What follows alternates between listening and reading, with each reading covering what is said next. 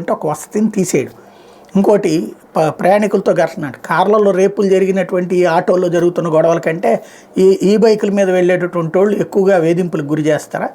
చేస్తే అసలు ఎక్కుతారా మహిళలు? కామన్గా ఆలోచిస్తే మహిళలకి సులభతరంగా ఉన్నటువంటి వాటిని ఇక్కడ తీసేసేటటువంటి ప్రయత్నం. ఇది ఒక విచిత్రమైనటువంటి గేమ్. అంటే దాన్ని కూడా మంచిగా చూపించేటటువంటి ప్రయత్నం. లేకపోతే పరిష్కారం చూపని విశాఖతో ప్రయోజనం ఏంటంటే సీఎం జగన్కి ఈఎస్ శర్మ రేఖ అంటూ రాష్ట్ర ప్రభుత్వం విడుదల చేసిన విజన్ విశాఖ ప్రణాళిక ప్రజల సమస్యలపై అవగాహన లేని ప్రైవేట్ సంస్థ తయారు చేయించినట్టుందంటూ ఆయన అన్నారన్నట్టు. ఆయన ఒక పర్యావరణవేత్తగా మాజీ ఐఏఎస్ అందరినీ కూడా విమర్శిస్తూ ఉంటుంటారు. ఆ కాన్సెప్ట్ని ఇప్పుడు వీళ్ళు హైలైట్ చేస్తారు. చంద్రబాబు ఉన్నప్పుడు కూడా విమర్శించారు, అప్పుడు దాచారు. అయితే సాక్షి వచ్చేటప్పటికి బాబు బిల్లి 1,00,000 కోట్లు అంటూ 20 ఏళ్ల కిందటే అత్యంత భారీ దోపిడీకి స్కెచ్. ఐఎంజీ భారత్ పేరుతో బిల్లీరావును దింపి కథ నడిపించి చంద్రబాబు.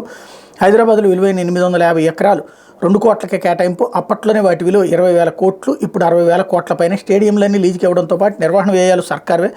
మొత్తం క్రీడారంగాన్ని బిల్లీరావు చేతిలో పెట్టిన నారావారి నిర్వాహకం. అలా మరో 50-60 కోట్లు లబ్ధి చేకూర్చేందుకు పన్నాగం. అదే జరిగితే రాష్ట్రంలో సామాన్యుల క్రీడల దూరం అయ్యేవి. 2004లో ఆపద్ధర్మ ముఖ్యమంత్రిగా ఉంటూనే అన్నీ కానిచ్చేసిన తీరు. 2004లో వైఎస్ఆర్ గెలవడంతో ఒప్పందం వెనక్కి కుట్ర బట్టబయలు.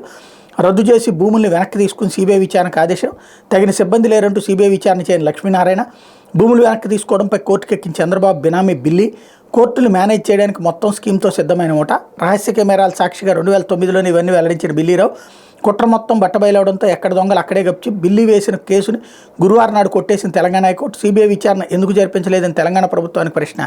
కుదరదని చెప్తే తామే ఆదేశిస్తామంటూ వారం రోజులు గడువు. అప్పట్లోని సిబిఐ దర్యాప్తు అడిగితే ఈ పాటికి బాబు జైల్లోకి అంటూ చంద్రబాబు నిజంగా విజనరీ. 20 ఏళ్ల కిందటే 1,00,000 కోట్లు కొట్టేయడానికి పన్నాగం పన్నారంటే ఇందుకోసం ఎవరి దృష్టి పడని క్రీడారంగాన్ని ఎంచుకున్నారంటే ఏమనుకోవాలి? 2004లో ఆపద్ధర్మ ముఖ్యమంత్రి హోదాలో తన బినామీ బిల్లీరావు